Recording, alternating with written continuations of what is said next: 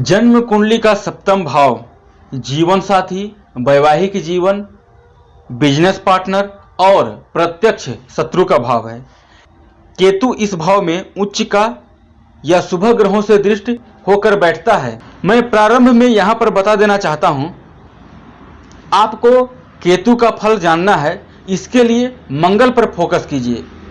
जिस लग्न की कुंडली के लिए आप विचार कर रहे हैं कि केतु शुभ फलदायी है या अशुभ फलदायी है, तो पहले उस कुंडली में मंगल को देखिए कि क्या मंगल उस कुंडली के लिए शुभ फलदायी है या अशुभ फलदायी है। जब मंगल शुभ फलदायी होगा तभी 90% मामलों में केतु शुभ फलदायी होगा। जब मंगल अशुभ फलदायी है तो 90% मामलों में केतु अशुभ फलदायी ही होगा। 10% ही इसके शुभ फलों की संभावना कही जा सकती है। सप्तम भाव में शुभ केतु आपको एक अच्छा बिजनेसमैन बना सकता है।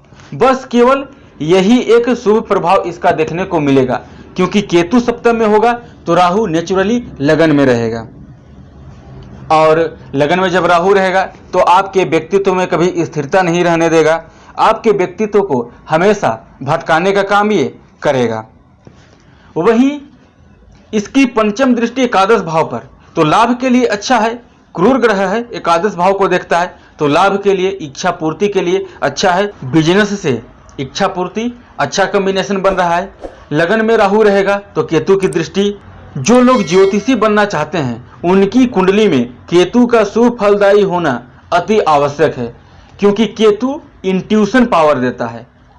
प्रेडिक्शन एक तरफ होता है और इंट्यूशन एक तरफ होता है। जब प्रेडिक्शन और इंट्यूशन दोनों मिल जाता है तभी जाकर भविष्यवाणी सटीक और सही बैठ पाती है। केतु की नवमी दृष्टि तीसरे भाव पर, तो तीसरा भाव साहस, पराक्रम, मेहनत का है। जातक को साहसी बना ही देगा, पराक्रमी बना ही देगा, मेहनती बना ही देगा। सप्तम भाव में चाहे केतु कितना ही शुभ फलदायी क्यों न हो, ये आपके कभी भी वैवाहिक जीवन के दृष्टिकोण से शुभ फलदायी नहीं है। हालांकि यही कोई अंतिम डिसीजन नहीं है, इसके लिए आपको सप्तम का कारक शुक्र की स्थिति पर विचार करना होगा और सप्तम का लॉर्ड कौन बन रहा है उस कुंडली में, उसको देखना होगा। लेकिन ये जनरली केतु की महादशा या केतु की अंतर्दशा, यदि केतु शुभ फलदायी भी है, उच्च का भी है, अच्छी स्थिति भी है, तो केतु अपनी महादशा या अंतर्दशा में जीवन साथी के स्वास्थ्य को खराब करता है और ये कभी भी जीवन साथी के साथ अच्छा सामंजस्य नहीं बैठने देता है। प्रायः जब मैं किसी भी ग्रह का फल बताता हूं तो आपको यह समझ लेना चाहिए कि उस ग्रह का शुभ या अशुभ फल आपको उस ग्रह की महादशा या अंतर्दशा में ही मिल सकती है। ग्रह की महादशा या अंतर्दशा के अलावा एक और प्रभाव भी है, वो है ग्रहों का गोचर। ग्रहों का गोचर, जिसमें ऐसे ग्रह जो लंबे समय तक चलते हैं उनका प्रभाव श्रेष्ठ देखने को मिलता है, जैसे शनि, राहु, केतु और बृहस्पति।